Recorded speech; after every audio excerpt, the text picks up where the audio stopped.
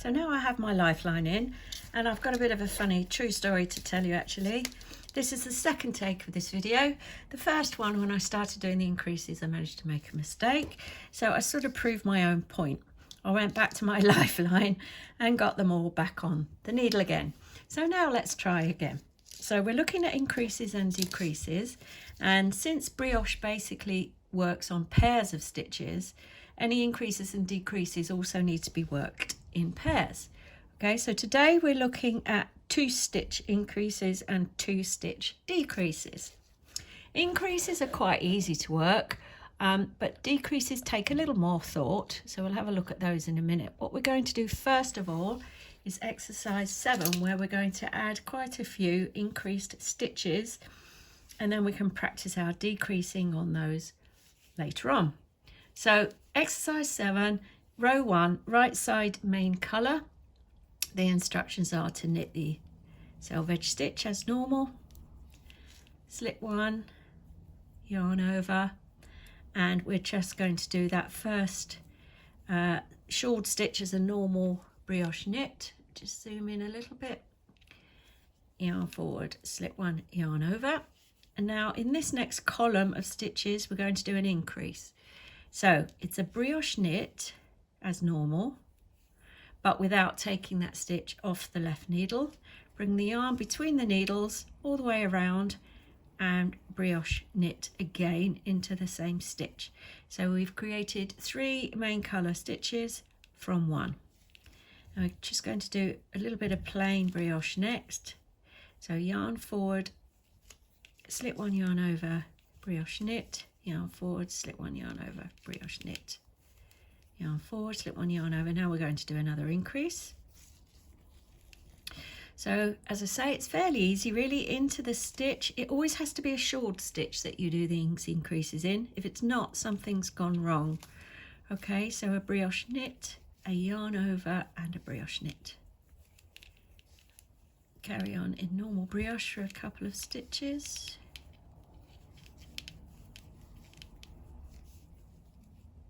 And another increase is coming up now. Brioche knit, yarn to the front and all the way over, and another brioche knit, yarn forward, slip 1, yarn over, brioche knit, twice, yarn forward, slip 1, and our last increase. So here we go again, brioche knit, yarn round, yarn over, brioche knit, yarn forward, slip 1, brioche knit, and we knit the last stitch.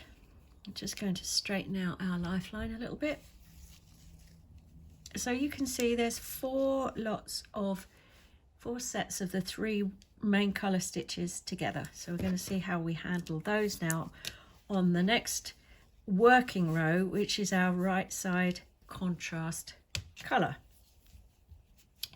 Not too difficult. So slip the first stitch as normal, brioche purl, whoops, slip 1, yarn over, brioche purl. Now we've come to one of our increases. So we slip 1 yarn over as normal on the first part. We actually just simply purl the next part because it hasn't got a shawl yet, so it can't be brioche purled.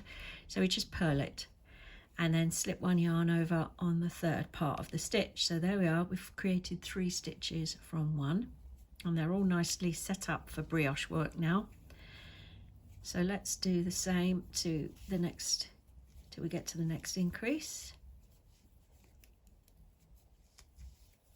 Here we go, slip 1, yarn over, and back to the front because we're on a purl row, purl, and slip 1, yarn over. Back to brioche purl, slip 1 yarn over.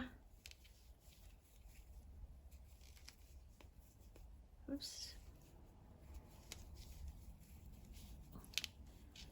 And another increase, slip 1, yarn over, purl, slip 1 yarn over,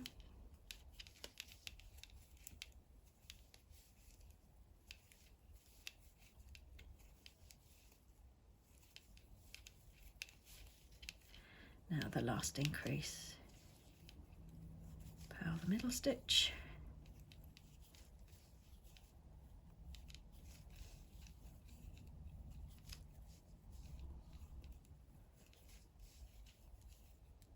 And slip the last stitch. All right, so that's the right side worked for the increase. And now on the wrong side, we just do a couple of straight rows. So this, in exercise 7, this is row 2. So the wrong side main colour and then the wrong side contrast colour.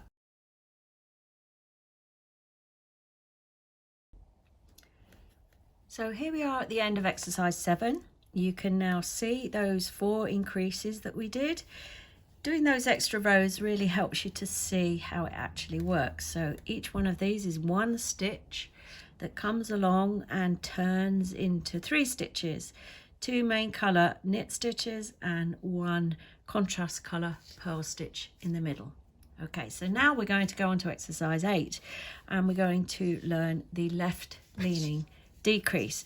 Now if you've looked at the notes, I've been a bit cheeky here because there's a so-called official way of working these decreases and there's a shorter cut way. Now for left sloping decreases, the shorter cut way I found from Nancy Marchant. For the right leaning decreases, I thought, well, I must be able to apply the same technique for the right leaning decreases, so I made it up myself. So let's first look at the left sloping decreases. Okay, so what am I going to do?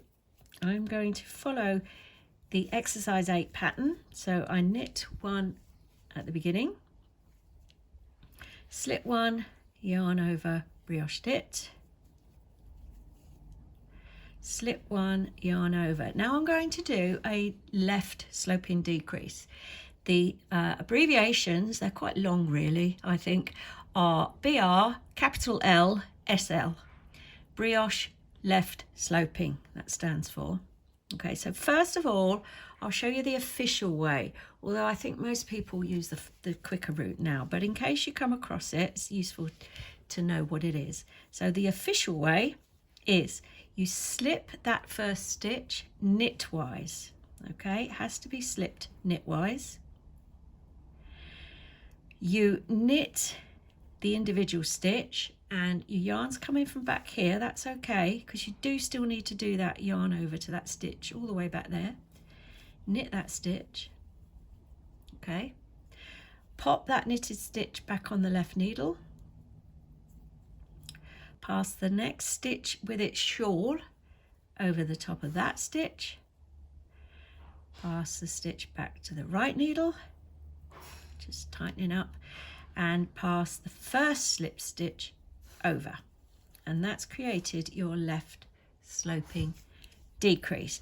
All of that is written out, but you'll need to practice it a little bit, but I would practice the faster one, which I'm going to show you next. I'm going to do a slip 1, yarn over, brioche knit, slip 1, yarn over, brioche knit, slip 1, yarn over. Now I'm going to do another decrease, a left sloping decrease. So here's the quicker way. Slip the first stitch knitwise, exactly the same, and then taking these next 2 stitches, the plain one and the one with a shawl, work them together as if you were doing a knit 2 together. So through there, knit those 2 together, your stitch is there, and then all you need to do then is pass that last slip stitch over, and that's a left sloping decrease. Okay, pretty much the same as the other one. So let's have a look at that again on the next one when we get there, because that's the one I would use if I were you. Make life easy on yourself. Okay, so here we are again. Slip the stitch knitwise, knit the next 2 stitches, 1 shawled stitch and 1 normal stitch together, and pass that first slip stitch over. There we go. If you were pedantic about these things, you may find there's a slightly different look to it if you do it one way rather than the other, but I don't think it's a huge issue. So let's do one more. Slip, knit 2 together,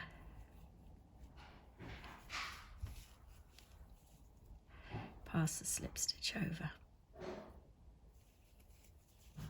Yarn forward, slip one, and let's go to the end of the row.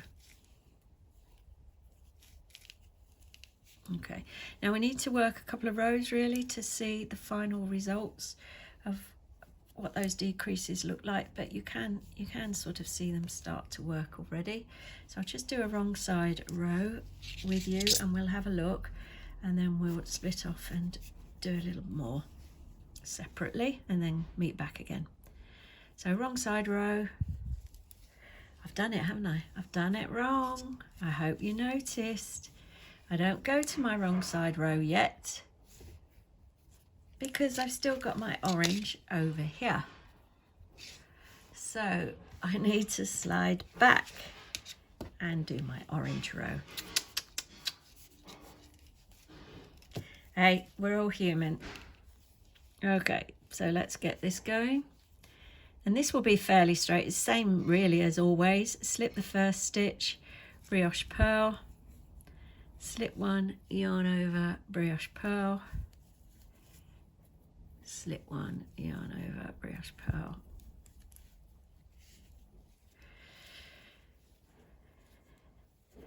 slip one, yarn over, brioche purl.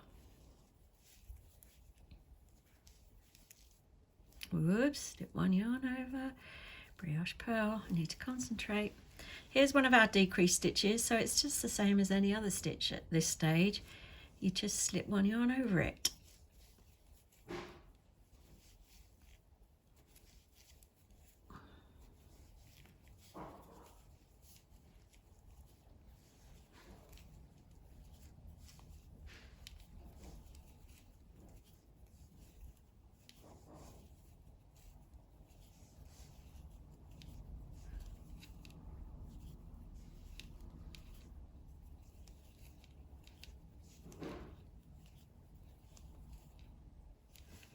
Okay, so let's have a look. There we go.